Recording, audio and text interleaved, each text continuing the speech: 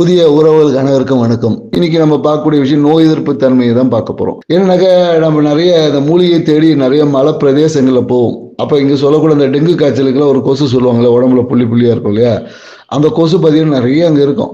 ஆனால் அது கடிக்கும்.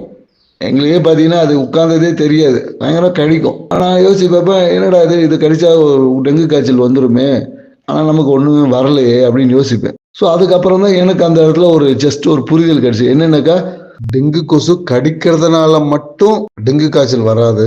நம்ம உடம்புல நோய் எதிர்ப்பு தன்மை குறைவதால தான் டெங்கு காய்ச்சல் வருவதற்கு அதிகமான வாய்ப்பு இருக்கு அப்படின்ற ஒரு புரிதல் எனக்கு அங்கே கிடைச்சது.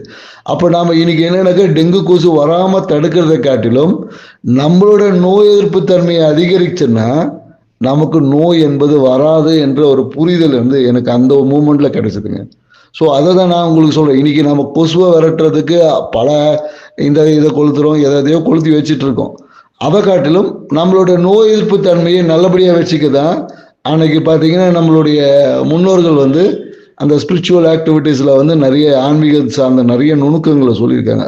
அப்போ நாம் நோய் எதிர்ப்பு தன்மை அதிகமாக இருந்தால் நமக்கு எந்த பிரச்சனையும் வராது என்றதை புரிஞ்சுக்கிட்டேன். ஸோ ஏன் நோய் எதிர்ப்பு தன்மையை நல்லா வச்சுட்டு இருக்கேன். ஸோ எனக்கு வரக்கூடிய பிரச்சனைகளை எதிர்த்து போராடி வெல்லக்கூடிய ஆற்றல் என்கிட்ட அதிகமாக இருந்ததுனால எனக்கு என்னுடைய பிரச்சனை என்பது எனக்கு பிரச்சனையாகவே தெரியல. ஸோ நீங்களும் உங்களோட நோய் எதிர்ப்பு தன்மையை அதிகமாக்கி பாருங்க, உங்கள் பிரச்சனையாகவே தெரியாது.